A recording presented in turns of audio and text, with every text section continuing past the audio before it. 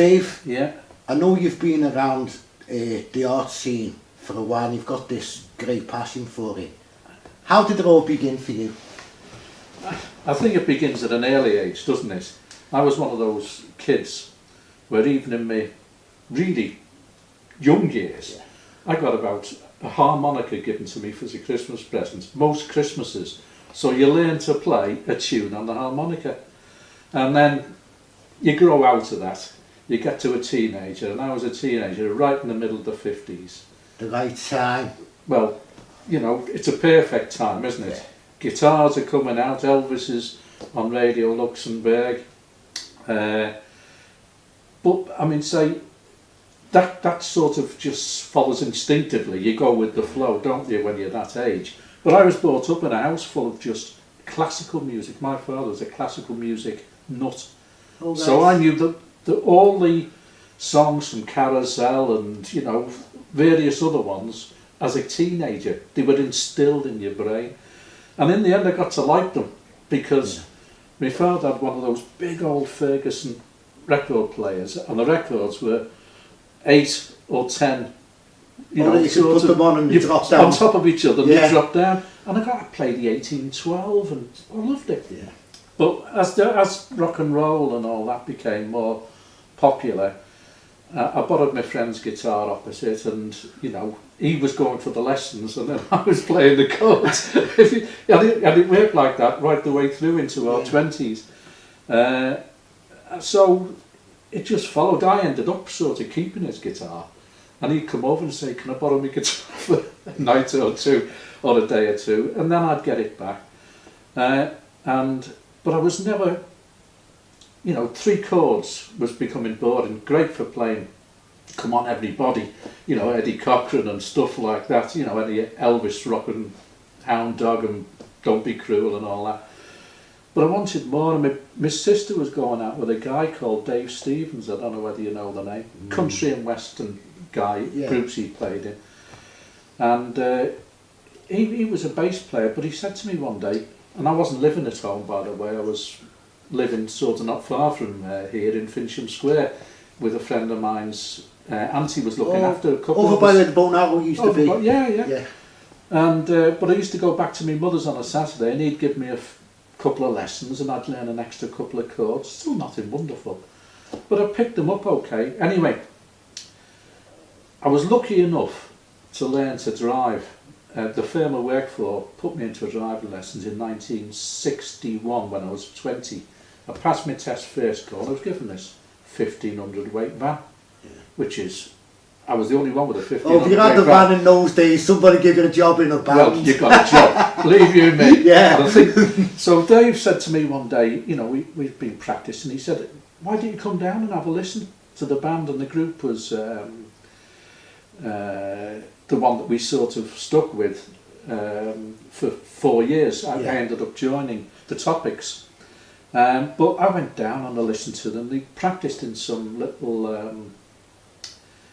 Brian Newman the singer, had a printing business just opposite where the Royal Hospital is now. Just the pub that's opposite the Royal on the corner. Well, just alongside. I know, by the Barbers Dave's where all the footballers go. That's right, yeah. Well, he had a little printing business behind there, and they were rehearsing in there. And there was the band was there, and I was sort of sat on a stool and just listening. Anyway, the rhythm guitarist was a really nice fella called Alan. I've got my suspicions who Alan is in the long term, but I won't sort of mention that, because he was a nice guy, and I hope he is still a nice guy, but he couldn't get this Maybe Baby. And you've only got, they were doing it in A, you know, so you've only got the A to F sharp minor, Maybe Baby, you know, and he was struggling. Anyway, he went to the loo, and I was sat there, and Dave said to me, Dave Stevens, he said, do you want to have a go? So I said, yeah. I'd never played it, I just sort of learned the chords and watching Alan.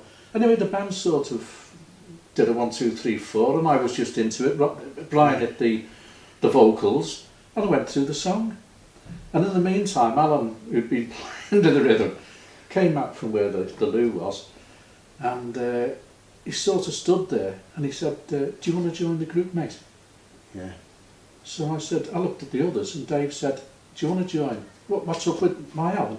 Alan said, I'm going down to London, I've got something going on down in London, which is where my suspicions are as to who the guy actually is or was.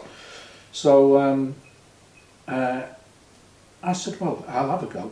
But also I thought to myself, Dave knows I've got a 1,500 weight van. I've got all my petrol paid for. Right? You're in the band. I'm in the band, and that was it. Before I knew it, I was playing. Yeah. And so the more you play, the more you learn. What a time though! You really was around at a great time, wasn't you? You know, I wish I was. No one wants to wish their life away, but there's times when I wish. Yes. I was born in 1960. Yeah. I wish I would have been 20 in 1960. I really do. It was just a fortunate time for all of us war babies, you know. Yeah. But I mean, say through the agency, I have young lads, you know, even now. Yeah. Back in the agency, they'd say, God, I wish I'd been born in the 60s, or I was around in the 60s. Young lads, when I go away now and I'm in my motorhome, and they still have guitars, which is great. Show us a few chords, Dave, and I show them all these 60s chords. God, we should have been around in the 60s, and it was a fantastic Did you meet? time. Did you ever come across any well-known bands at the time? Did you meet anyone that went on to achieve great success? Or Well, with the Topics, we were managed at one time by Mike Constancia, because Dave, who ran the Topics, was from the Warrington area, and he had two top bands. And I'll think of the name of the band. They had a big hit. They were, what was it called? I'll think of the name. Derek Cleary ended up with them. Yeah. I must try and remember the name. But they went on to have a top 10 hit with a good song. And, you know, we sort of carried on doing the cabaret clubs. We did the likes of that big place, the Kingsway out in Southport with Magic. I remember them being on one of the middle floors, or we were on the middle floor, the top floor, and all that business. And other than that, standing in the queue down at Decca Records with a line of groups one Saturday, we had a guy took us down to London.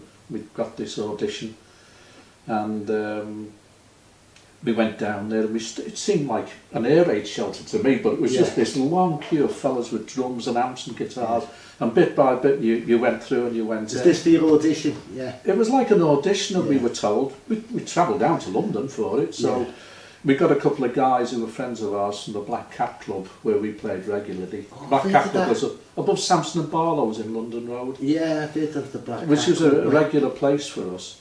And a couple of, we'll drive you down, like, because of course for them it was a jolly away. Yeah. So we had stuff packed in two cars and we went down. Anyway, when we eventually got through to the audition, we did, Brian, he had a great voice, a bit of a Roy Orbison type voice. But he also liked oldies, and we'd worked up this nice version of The Blue of the Night, which is an old Bing Crosby song. When the blue of the night meets the gold of the day, you know. And it was all done in like that you know, time. And we sang it.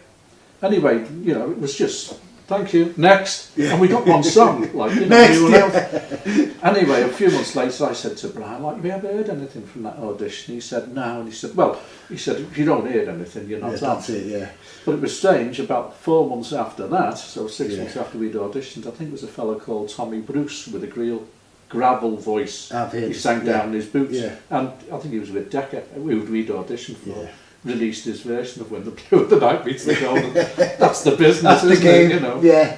So it was just that sort of thing right the way through.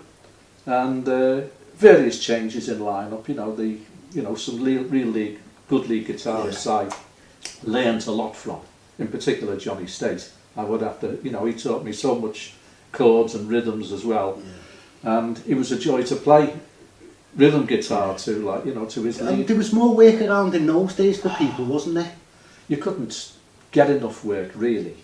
I mean, say there was midweeks, regular midweeks at Nalgo, Dove and Olive, and all of these places that, I don't know whether the Nalgo's still going, it's in Eaton Road or whatever it is, somewhere around there. Dove and Olive's long gone. Was it just the weekends you played then, or the midweek? It was more midweek. Was it? Well, it was, the Topics did not necessarily a lot of Liverpool places, Yeah. which wasn't my decision. I just turned up and was told where to go. Yeah. And I think it was because of Brian, the lead singer, had a family as well. So we did lots of midweek, you know, the Derby Arms and Witness, the Dove on Olive in Speak, various other places. We did the Black Cat on a Friday or a Sunday. So there was always plenty. There was always plenty. But we'd have a break, you know, which allowed me, when I wasn't playing on Saturdays in particular, to go and take my guitar down to the Wheatsheaf in Prescott Road. Oh, the Wheatsheaf by Alter Hay, yeah. Just Notty Ash there, yeah. Notty Ash. And my best friend in there was Ray Jones. Yeah. I'd met Ray in town because the business he worked for opened up a small printing office just on the same floor as the shipping company I worked for, where I was driving the air freight van. And so I got to know Ray well. We both had an interest in guitars. Come down to Wheatsheaf. So it was like Saturday night was just sing your head off. He had a guitar and I had one, and we just sang our heads off. But Ray was actually the guy who, the leather-jacketed youth, who went into Nems on the Saturday afternoon and said, have you got the Beatles, My Bonnie? Yeah. He'd been told that the Beatles had done it by his brother-in-law Kenny, who was playing guitar for Mark Peters, I think. Mark Peters and the Silhouettes, or one of those. I've heard of those, yeah. So Ray went in and was told, now, like he said, the guy got nothing down on the list for that. Give us your name and I'll whatever. That's how the seed was kind of planted, wasn't it?